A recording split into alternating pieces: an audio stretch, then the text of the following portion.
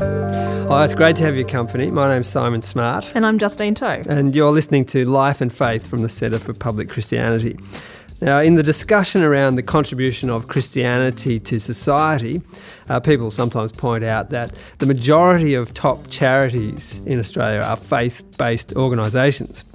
The faith factor seems critical in the work that these organisations do, and that work is something that we can all be glad of regardless of our own position on matters spiritual. Well, Toby Hall is the CEO of one of Australia's largest and oldest charity organisations, Mission Australia. In what ways would our communities generally be worse off without organisations like Mission Australia doing what they do? If you look at Australia today and switched off all the Christian organisations, we would wake up in a desperate state tomorrow morning. If you look right across the country in terms of hospitals that have been established through Christian organisations that still have a Christian heritage, schools that have been established through church networks still have a Christian heritage, non-profit organisations, the Salvos, Anglicare, Uniting Care, Mission Australia, I could go on for hours and hours. The Red Cross was formed by Christians. All this good stuff has come out of church, out of the Christian community, and is served for a long time and is still serving today. Just imagine if that was all taken away tomorrow, what would Australia be like? Where would people go? Who would do the caring? And invariably, I think something different would rise up from the heart of people of faith and people who care. But it'd be a pretty sad society if all that stuff disappeared. I'd be desperately sad if the Salvos weren't here. How would life be if you didn't have the Salvos around? It'd be terrible. Can I ask, a big part of the Australian story is this idea of a fair go, and it seems that Mission Australia is working for a fairer Australia. So what are the biggest challenges to that fairness? I think one of the big issues that we've got to face is often people just don't understand how bad things get for some Australians. And personally, I was shocked. I used to work for an overseas aid organisation, hadn't looked around at Australia, but when I got to go around and see what communities were facing in Australia, you suddenly realise there's whole communities with high unemployment, large numbers of youth unemployment. We've got places in Australia with over 50% youth unemployment, high populations of broken marriages or single parents, communities without access to good education, without access to employment. And when you start to look at that, you suddenly realise that poverty in Australia, which many people think, well, surely it's their fault, actually often isn't their fault. It's our fault. We created the society how it is. We created the communities and the housing and the environment that people are in that doesn't allow them to thrive. And there's a responsibility, therefore, on all of us to turn around and say, well, what can we do to change that for the children and for the next generation to make it different for them? And that's what Mission Australia wants to do.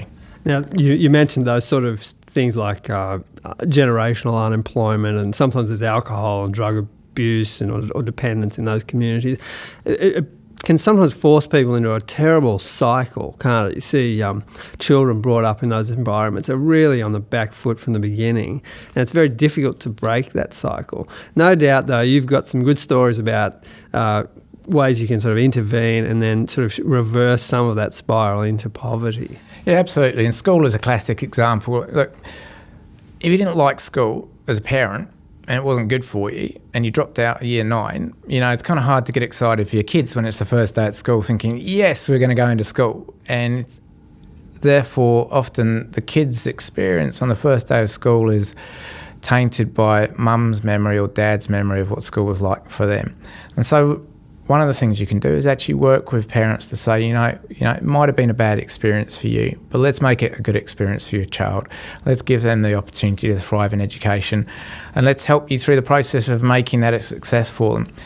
Really simple things like mum and dad might have struggle with reading, and if they can't read, how can they help with homework? And saying, okay, well, how can we give you the capacity or get people around you who can help with that kind of stuff? And small things to create intervention to give people a bit more confidence can make a big change. So I'm a big believer that the next generation needs our support, and the parents of the next generation particularly need our support in how to be good parents. And frankly, look, I grew up in a family and kind of picked up something around parenting, but no one really gave me training skills, how to deal with anger management, how to deal with a crying baby, any of that stuff. And frankly, as a parent, that stuff's pretty hard. if you grew up in a very difficult environment with poor parenting and that's the only thing you know, that's your context, and it's very easy to repeat that. So one of the things we can do is start to break into those cycles and say, let's help you succeed where maybe you didn't in the past. We talked about the Christian factor in some of this work. Why is faith important to organisations that are doing this work? Of course, we should acknowledge there are lots of organisations that do this sort of work that are not faith-based. But given that we're talking about some of this, what's the faith factor? What does it do? I think the faith factor for me is an eternal message of hope. And I think the faith factor is that inherently in people there is a goodness. And if we can reach into that goodness, bring it out, make it shine, that's part of the faith factor, and it's the hope for a better future, hope for a better tomorrow, particularly for staff and for our organisation. It's actually saying, how do we present people who've lived a life of hopelessness with hope? Now, that's not all about Christianity and saying, well, let's give you this big Christian picture. It's actually about hope for a job, hope for a house, hope for your children to be successfully educated so they can get a job and a house, hope for health. That my husband's not going to bash me up. I mean, that sort of stuff. I mean, that's the real world for a lot of people, and actually starting to restore that is a powerful thing, and that's part of the faith thing to me. And actually, this is a personal kind of perspective. The thing I liked about Jesus is what he talked about was bringing goodness into people's lives and a better life. And it wasn't all about a big spiritual woohoo kind of thing. It was about empowering women. It was about giving freedom to people to succeed, to be equal in society. It was about creating opportunity and about hope, and that drives us at Mission Australia quite powerfully, that we want to give people opportunity. We want to see the kingdom grow by goodness happening around people's lives. Can I ask how you got involved in this work in the first place, or at least interested? You mentioned Jesus. Is that a big part of the process? Yeah, look, I became a Christian, and I became quickly aware after that actually this is a profound kind of experience, that there were people who'd had a pretty tough life, and to be honest, I'd spent a lot of time not really caring about them. In fact, frankly, in my previous work, I was quite relaxed about laying people off and putting them out of a job and being part of the problem. When I came across some people who profoundly failed in life, but I saw had goodness and some opportunity to do really well, and saw particularly a couple of people change dramatically and have totally different futures, even at quite an old age. I saw some massive transformation, and I suddenly realised you can help people have a very different life, and that drove me. And part of the Christianness, I guess, drives that and says that part of what we can do is help people have a better future. But just personally seeing transformation, you see someone's life change, and you see someone who was out of a job get into a job, and you see the self-esteem, you see the confidence build, you see the difference with their family and their children looking up to them. You hear those stories and you see it and you think, you know, this is powerful. It's better than any pay you're ever going to get.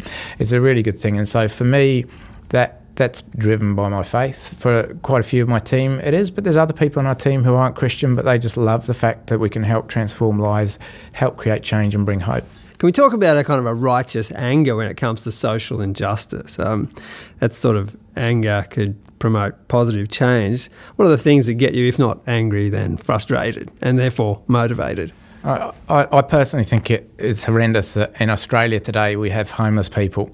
I think it's horrendous that we've got kids growing up in an environment where they're leaving school at year 9 and frankly no one cares, no one's doing anything about it. We have more children in care in Australia than we have people incarcerated in Australia. We've got this total injustice around the number of Indigenous people incarcerated, total unfairness in terms of the crime that has been committed and then the sentence which is given to people. And you look at that stuff and frankly it does make me angry. And part of why we exist is to actually challenge these things and to say as a society we have to change. As Christians we have to fight to say no one should be homeless in Australia. It just shouldn't happen. And it's profoundly wrong that a white man gets a suspended sentence for something that an Indigenous person goes to jail for 2 years for. That's just wrong. It's profoundly wrong that we can't find a way that young people can stay within their family, within their community, and we have to provide this institutional care model, which often is painful and unfortunate. And I will guarantee, prophesying into the future, we'll be saying sorry to another generation of children who've been put into unfortunate care environments because the volume has meant that we can't do much. There is something wrong when our society is like that and we need to fix it. So those things make me quite angry. What do you learn about human nature through that experience of what you're just talking about, like that entrenched injustice, all that sort of thing? Look, I'm a big believer that actually human nature is good at heart. In fact, we work with some very challenging people. I've met some very reviled people in Australian society, and in nearly every case what I've seen is that there is immense good in most people. There's a very, very small number of people who are innately bad, and when you talk to people in the justice system, they'll tell you that. Most people, even in prisons today, have done stupid things, often on the spur of the moment, fired by anger. 95% or so have been affected by drink and drugs or mental health when they've committed a crime. And when you step back from that, you kind of realise that even those people we lock away have innate goodness within them quite often. And so I'm a big believer in the goodness, and I think Mission's job is to actually help people find that goodness within and let it shine, and once it shines, it grows. Toby, when it comes to this question of how we deal with things like welfare, for instance, you typically get people on one side saying it should be all about tough love, and then on the other side you go, it's all society's fault and individuals aren't to blame. Where do you think the truth lies in that discussion? They're both true. And the thing with that is that what we have to recognise is what we've got wrong in the past. What seemed a good thing in terms of providing welfare, which was an opportunity to support people at a time of need, has actually become an entitlement. We're all getting welfare, if you're earning up to 200 grand a year, you're getting some form of welfare from the government for something or other, pretty much in Australia. It's not directed to those most in need. And what is profoundly wrong with our welfare system that needs change is to say that the most disadvantaged in our society are not getting the support they need. And you can see, because we're failing again and again and again. People in prison go back to prison. People on benefits stay on benefits. People with disability pensions stay on that pension. And we've created this environment where people are living on welfare, staying on welfare, and not getting out of it. And it was never meant for that. What welfare should be for is for those in need. And we need to make sure as a society we look after those in true need as well as possible. For those who have capacity to work, though, my view is that they should go and work. I think work is a good thing for people. I think it's part of how we were designed to be, and it's about engagement, it's about networking, it's about being active. I think that's how we were created to be. And therefore, if someone's capable of work, I believe that we should help them in the process to get towards work, and that needs support for training, it needs support with access to work. But I question whether it's acceptable to say, is it okay just to keep pumping money at someone who actually genuinely says, I'm not going to make an effort to get into work? And I don't think that is. And equally, is it justifiable that someone with a severe disability has to live in absolute poverty because as a society we won't give enough support to them? So we've actually called for the federal government, both on the Labor side and the Liberal side, to say it's time for a complete review of the welfare system because it clearly has failed. Your sense is tough love for the sort of the middle and upper earners, and more support for the most desperately in need. Absolutely, and look, that will affect me personally. So I'm happy to take a hit on any welfare I get from the government and have a bit less for me. In return, I would hope that we can give more to those who most need it, and actually for all of us make a better society. And one of our problems is we too often think of ourselves and what we get. When it comes to welfare, which is about helping others, we should actually be saying, particularly on middle incomes, I will give up some of what I have to help those more in need. Do you think we have a less sympathetic Australia because there is that sense of, I want to keep what entitlements I do have and, I will take a bigger slice of the pie than maybe I should, and that leaves less for other people? Look, I think generally when you sit down and have a good rational conversation with Australians, they're generous, they're caring, and they actually care about the disadvantaged. Often people just don't have time to think about it. And when it comes down to the reality of running a house, looking after kids, getting to school, having a job, having a mortgage on the most expensive housing in the world, which we have in Sydney and Melbourne, that's a pretty tough gig to be living in. And people can easily turn inward and say, I just can't cope myself, and so I switch off from worrying about other people. But when you actually look at what Australians do in terms of volunteering, in terms of helping other people, we are a good society. We do a huge amount to help.